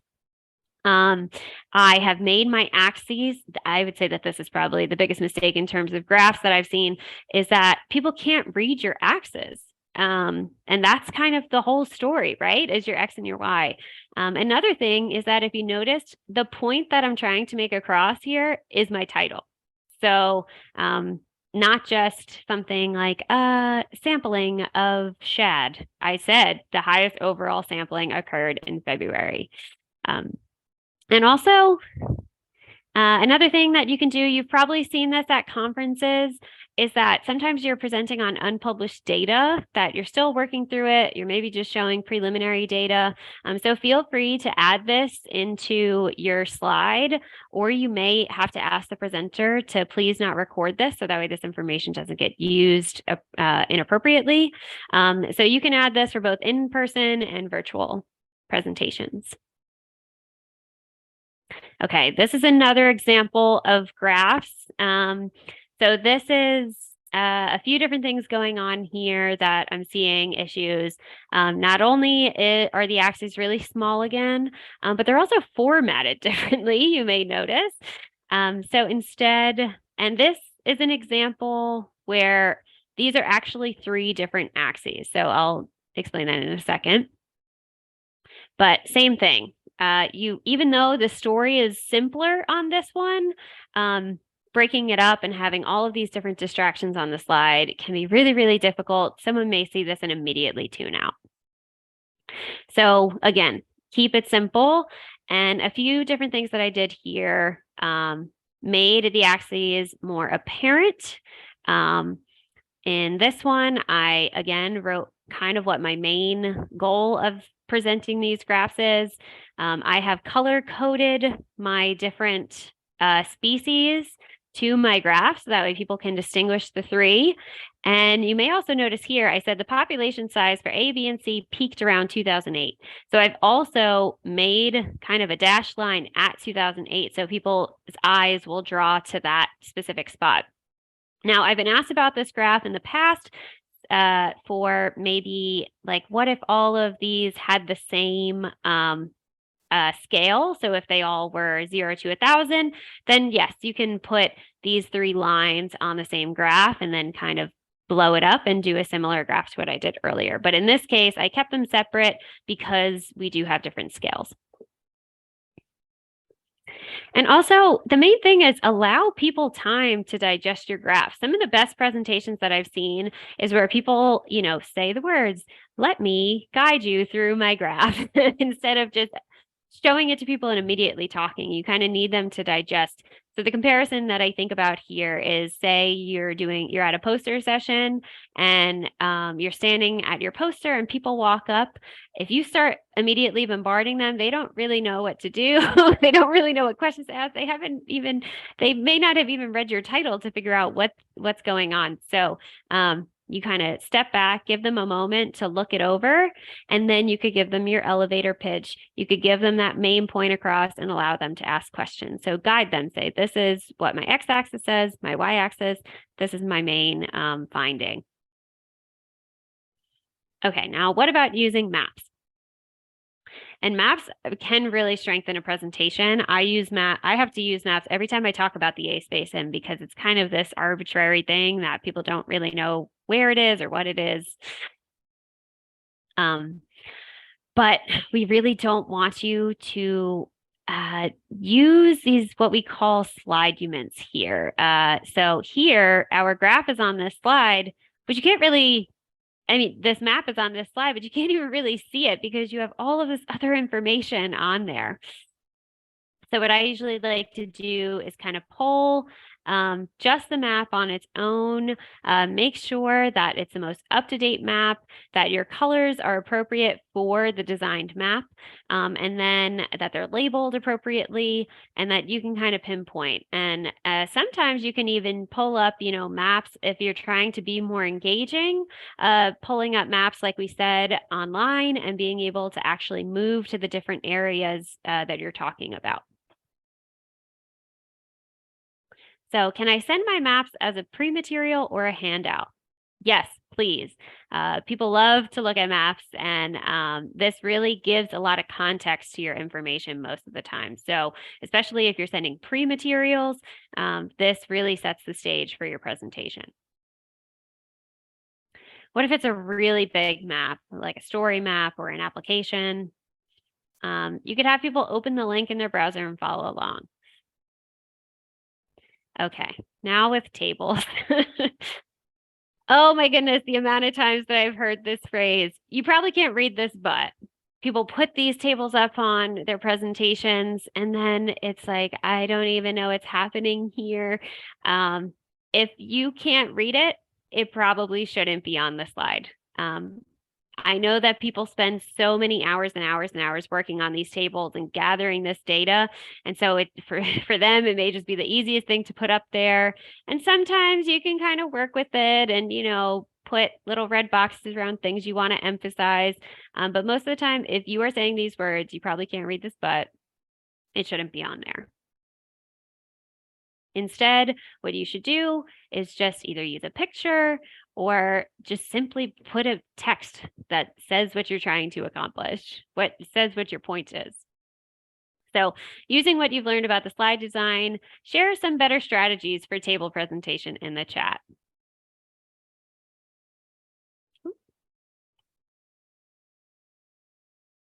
Yeah, so I guess for me, instead of using a table, like I said, I may just turn it into a graph, or, because I do think that graphs tend to be a little bit more digestible.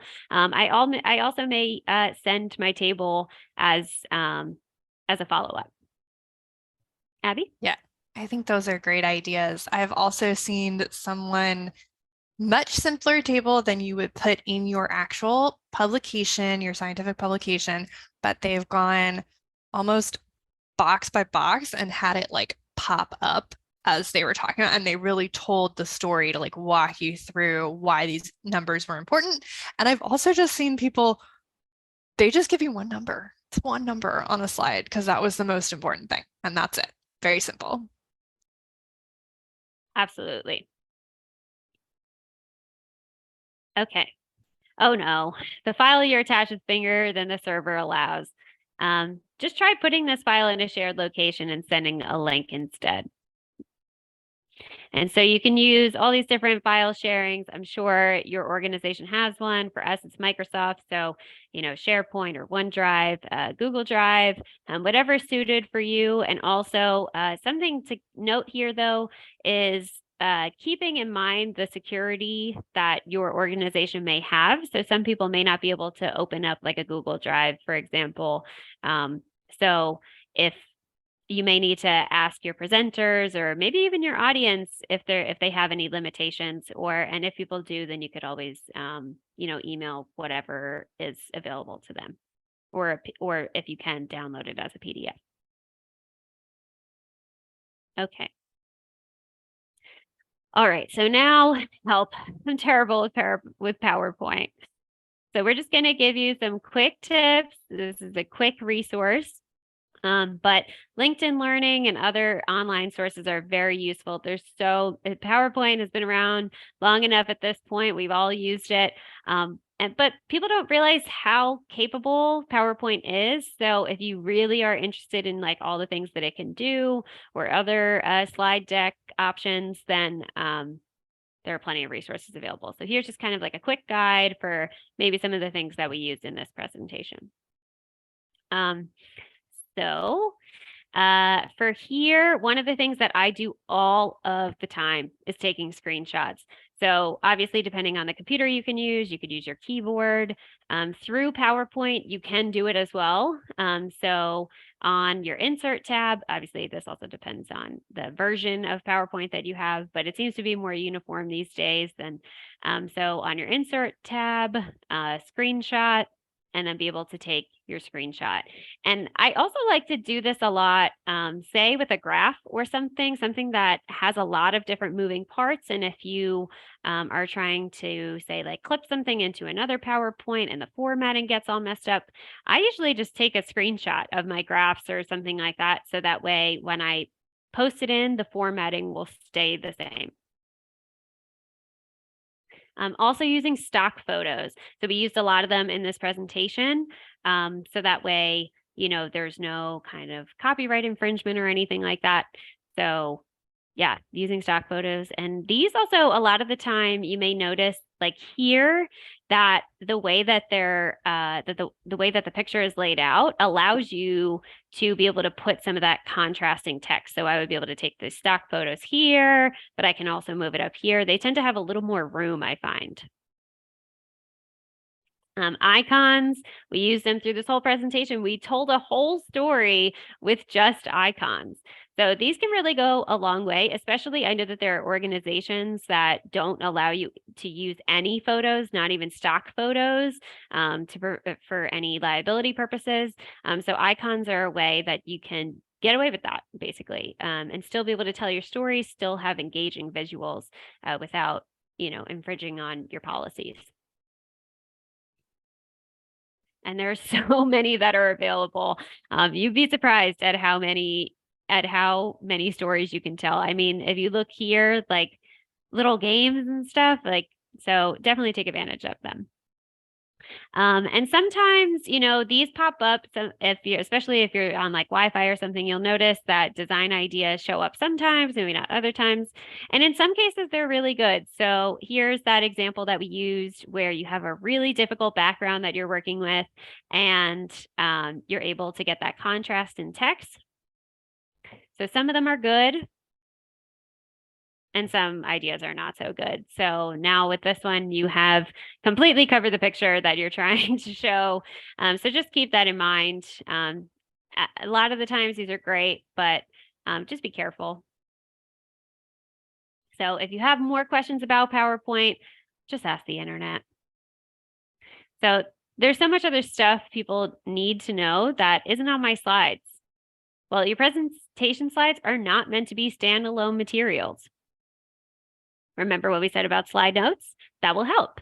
So when you share your slides, if you're writing your script on the slides, like in this case, if we're sending out a recording, people can see what the intention of that slide was, especially when you only have one point that you're trying to get across. Like if you just, in this case, remember what we said about slides, that will help. Well, all of the other information that I've said, I can be typing into those notes. And also consider developing a second slide deck that can stand alone if it's necessary.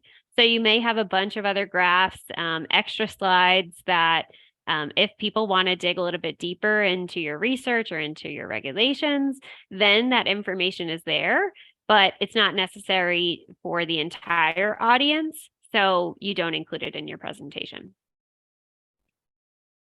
So remember your old friends, those pre-materials, the handouts, and the post materials. Using these, if people need a little bit of information, if you want to give a little bit of context, like maybe your audience is familiar with the topic already, so you don't want to harp on all the background information, but you do want to provide it to them, then give it.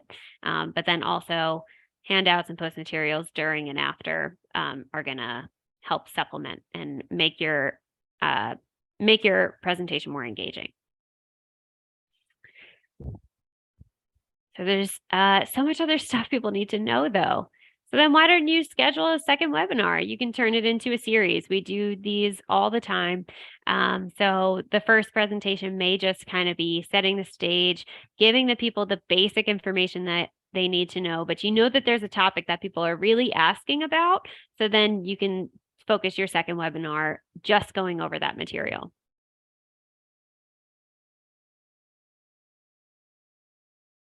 All right.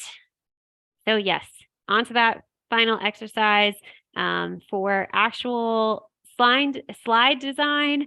Is there anything that you would like to use in your next presentation that we talked about today?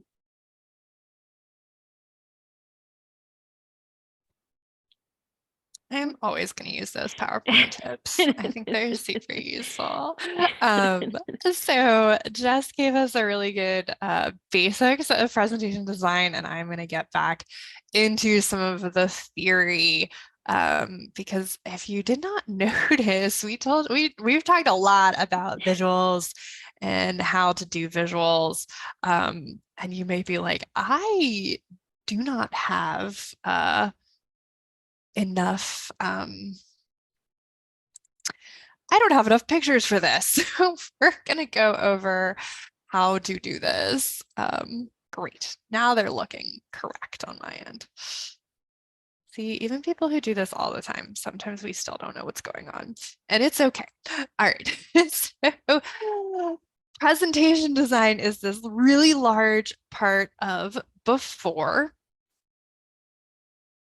It's a super large part of before. It's going to take the most time. Just give yourself enough time to make sure you're doing it.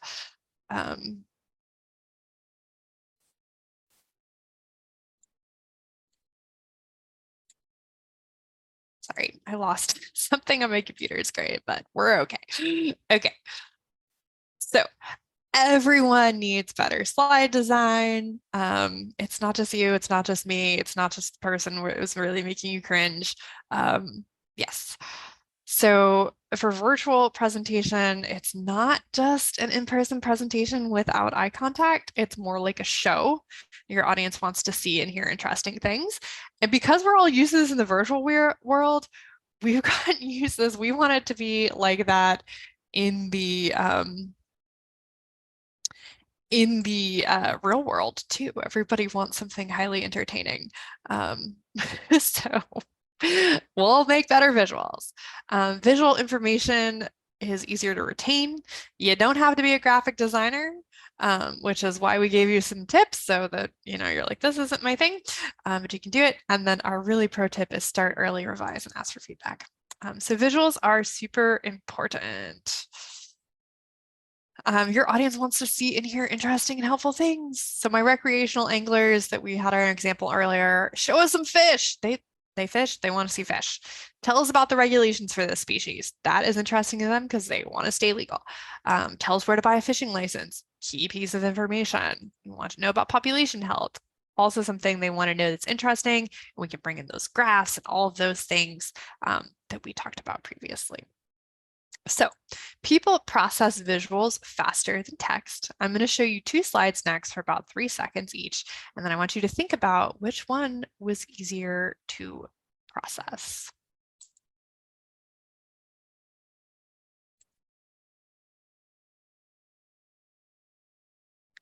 So I am guessing that you did not process this slide as fast as you processed this one.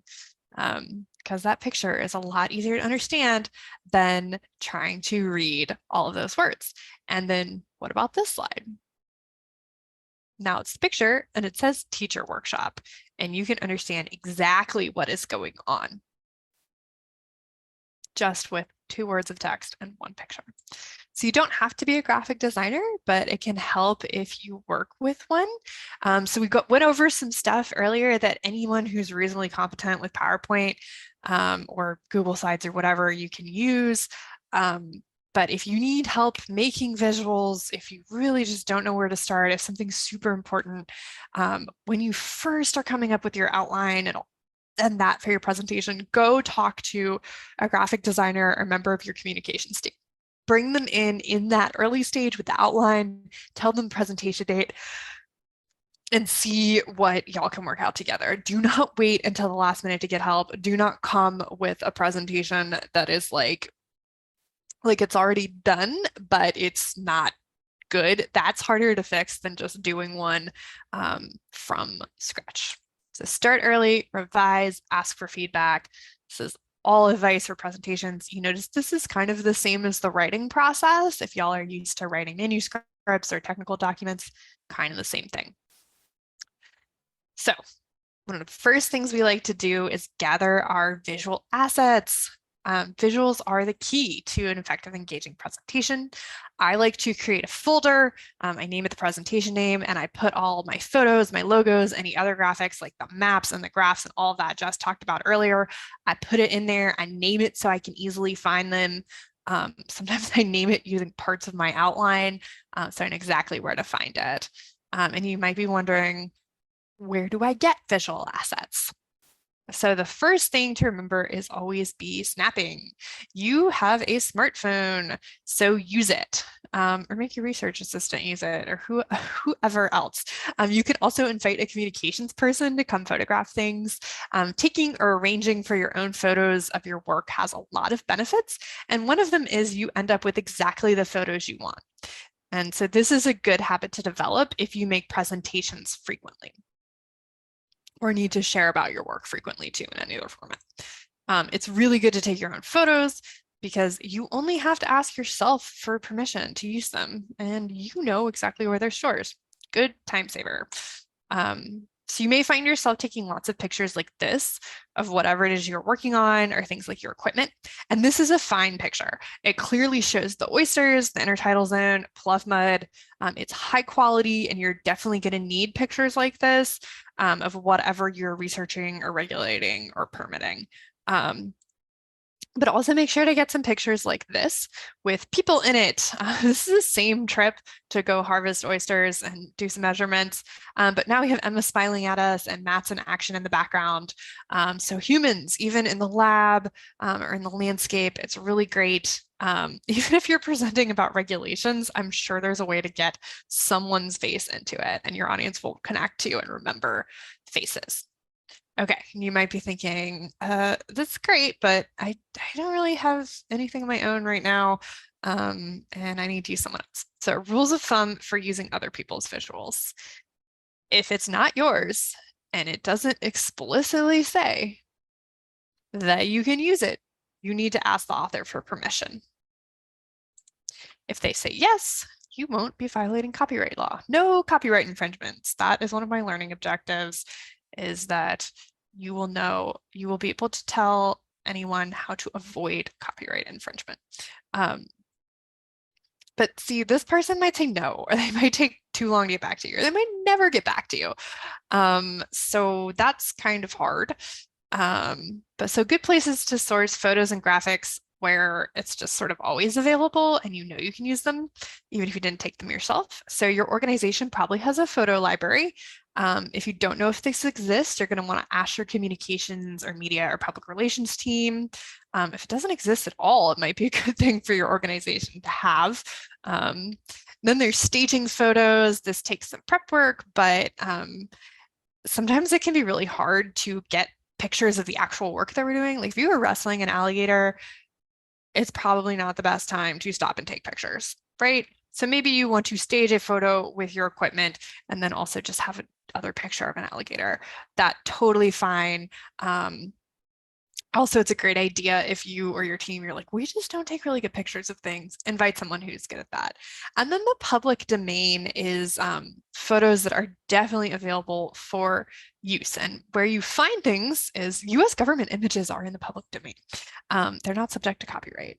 So this is Hurricane Matthew over South Carolina that I got from NASA Visible Earth. And so I have some handy links in a resource packet for you about different places to find it. I love this NASA one.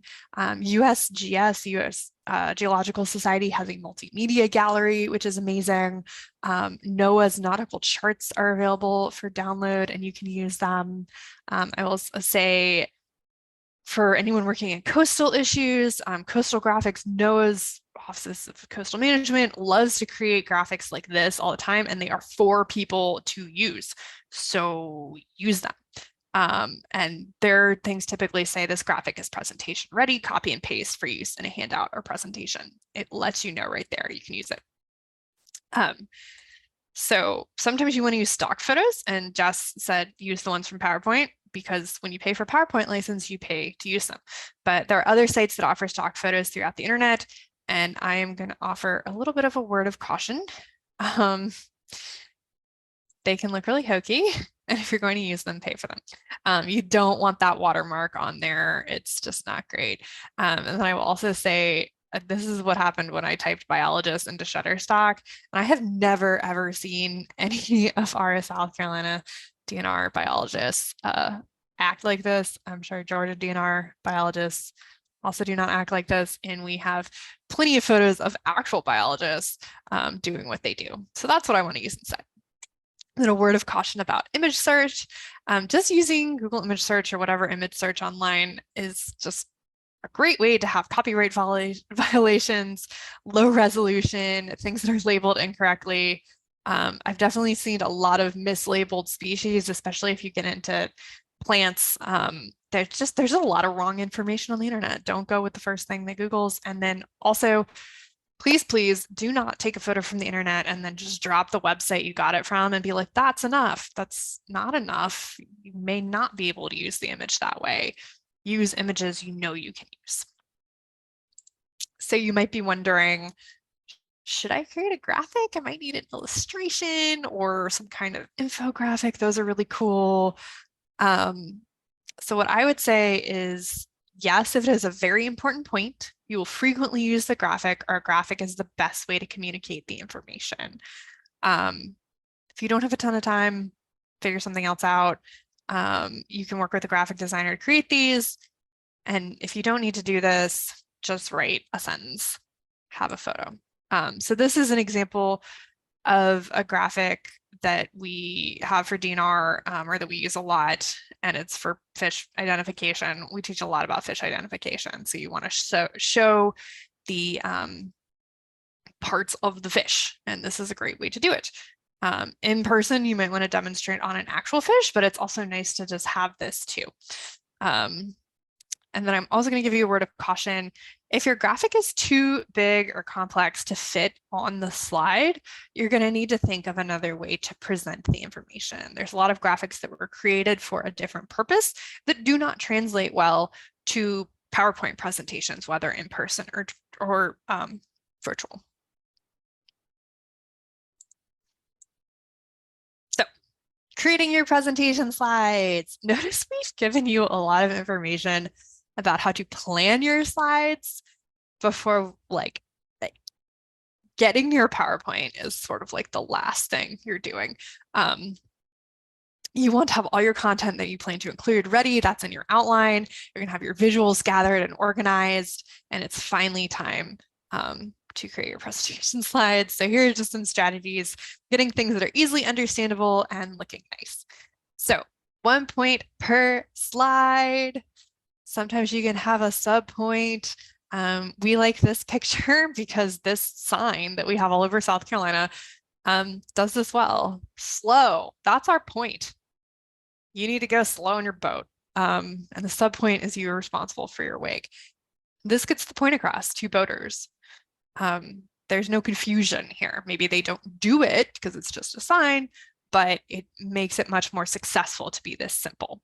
And if you haven't noticed, a lot of our slides have been like this throughout this presentation. And you may be wondering, won't I have a lot of slides? Yes, and they will all be more effective and engaging. So Something that Jess and I see a lot are slides that look like this. And this is not effective. So I want you to take a minute and think about why this is not a good visual for a presentation.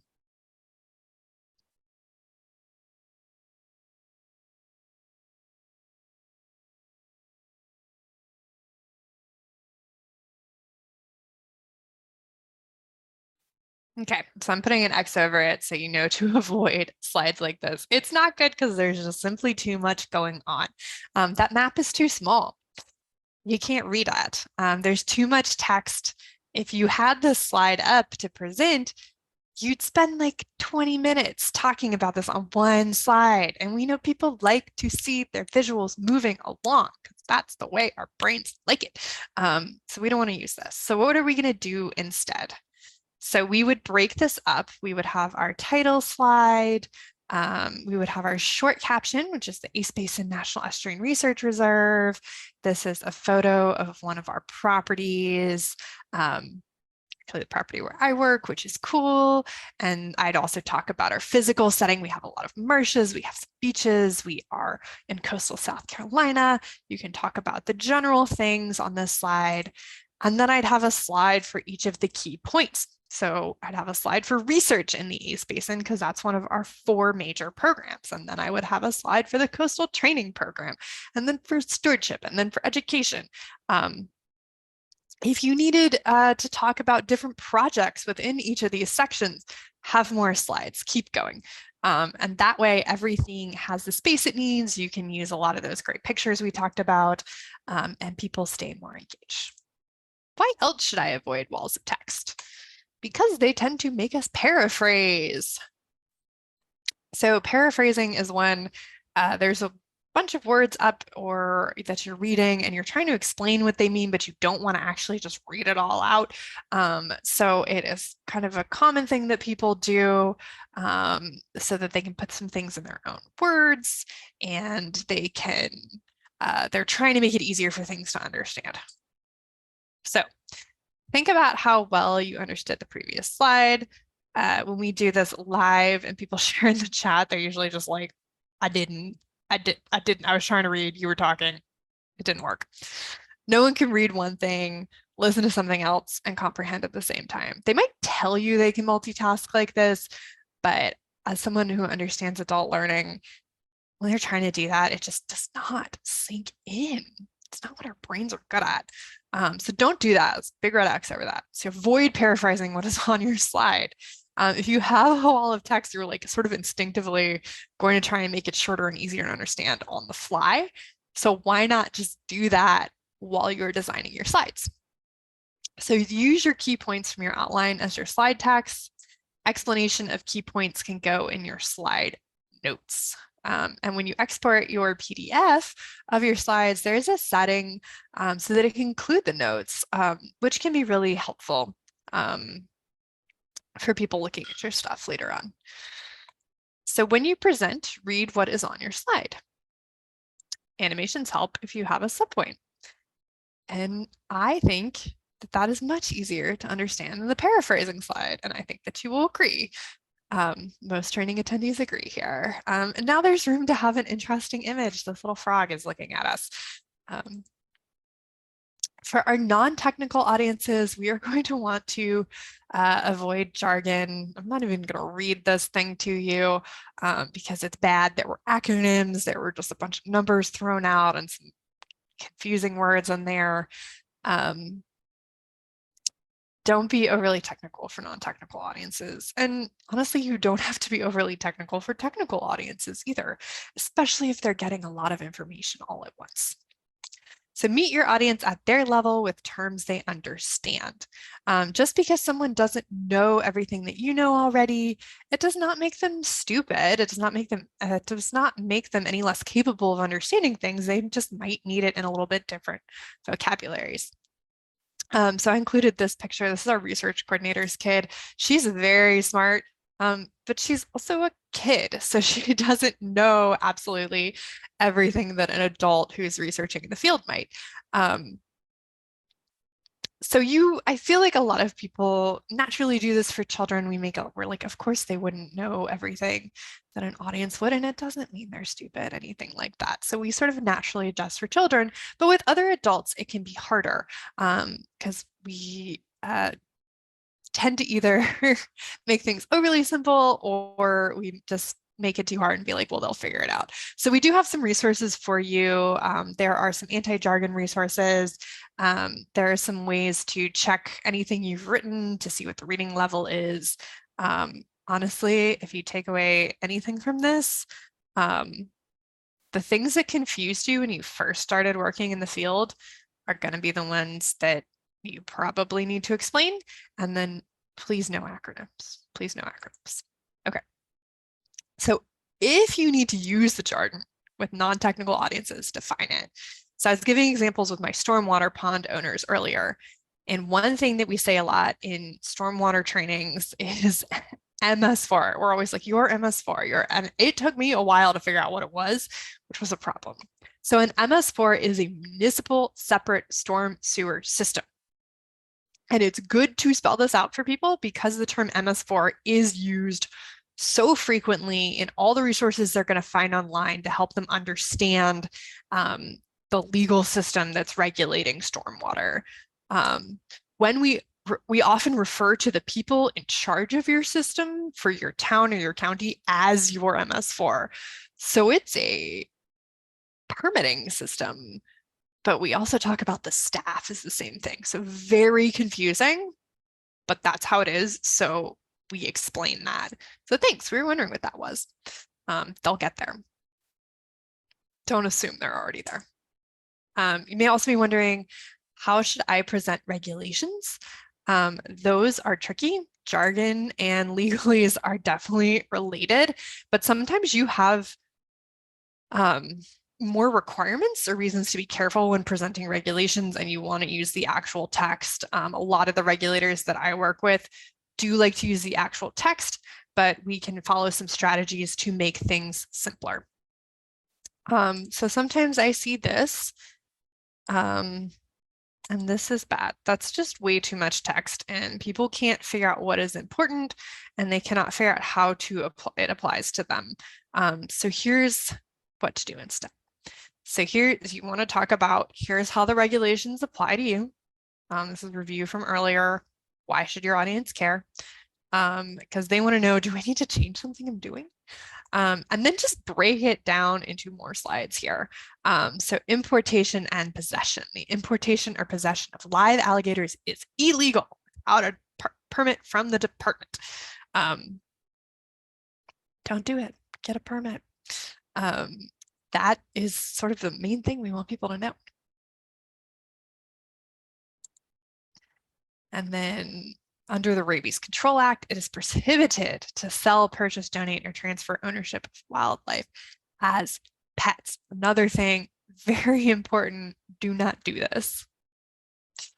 And you'll notice we also have page numbers on there because we like to, at South Carolina DNR, refer to our hunting and fishing official state regulation guide, which is paper. We also have, now we have gotten better online versions. So I would probably include the link to write that specific session online too. So you could send this out digitally, you could have paper copies at an in-person presentation, all of those things. You could put the link in the follow-up email. If it's important, make sure they have access to it and they know how to use it. So you might also be wondering, how do I do 1 point per slide if I need to show a process or a set of relationships? And that is a great question. A lot of us, if we're talking about a permitting process and you need to show steps, or we're talking about change over time that our research has encountered, or we're talking about different possibilities for management. And that can be a little tricky if you're like, oh, how do I get this all on one slide? So this is what we see. We see it all on one slide. And then the presenter spends about 30 minutes talking about this single slide. And I just want you to think for a minute why this isn't effective or engaging. especially if I'm trying to talk at you the whole time. Going vegetation only is one option. And then we have gray techniques. And you can see that we used one technique down here, the core logs, and then we use the other technique over here, the bulkhead. And again, I'm trying to talk while you're trying to think and understand, and it's not going to work. Okay, so again, there's simply just too much on this slide. Like most of our examples we've given you, there's just too much there. So you're going to want to break this down. And then also, this is the photos are small, the words are probably too small in a lot of situations. Too much is going on. It's just not great. So what I would say is you can make that graphic simpler and show this and say green and gray. So there are a lot of different solutions for shorelines. The green solutions are softer techniques. The gray solutions are harder techniques. As you can see, there's a continuum. Now I'm going to talk about each different treatment type. And one thing I am going to point out is that this graphic was designed for a web page, and it works really well in its entirety on the web page. So that's just an example of how when a graphic is designed for one thing, it might not work the best for a PowerPoint presentation, and you would have to adjust. All right, so I would give you the overview of green and gray techniques, and then we would talk about each technique in succession. So we're putting in our core log, which is an edging technique, and it's a really soft one, and hopefully the sediment will just fill in and the marsh grass will fill in. And then you would just move on to the next technique through a lot of different slides. So again, more slides, lots of photos, 1 point per slide. You could also use the full graphic as a handout. And this will make sure that the resolution is good, is the right size. People have time to digest. They could look it up before, they could look at it after. That's a great way to handle graphics that you're like, this is a really good graphic, it just doesn't work for a PowerPoint. So I'm going to give a quick summary right now of everything we talked about this morning, and just jump in if I'm getting anything out of order or wrong. But our first thing one of our first things we talked about was learning objectives. So knowing why you're giving the presentation and what you want people to get out of it. And then you would want to create an outline. And then when creating your presentation, you're going to get your visuals in order first. And then create your presentation slides using those basic graphic design concepts Jess talked about, and the things that I just talked about of showing why visuals are so important. Then you're going to set your virtual or in-person stage, get comfortable with your technology and your speaking, and practice, practice, practice, and you are going to nail your timing and you're going to give a great presentation. Any other last minute words of wisdom, Jess, or take home points? No, I think you summed it up pretty well. Just thinking back to our before, during, and after, and the amount of time spent, this whole second section and most of the first section was all on that prep work. But as you're going to see from Brittany after this, also focus on your afterwards, doing your evaluations, following up with things with maybe questions people had, and yeah, continuing to engage your audience. Awesome. So that is it from us. Hopefully you enjoyed it, and we can't wait to see all your great presentations next. Thank you so much, Abby and Jessica. And thank you for everyone watching this recording. And please make sure to email me if there should be any issues or you guys have any questions. Like Jess and Abby said, we are a resource here for you guys to use. And that's it. Thank you so much for joining us.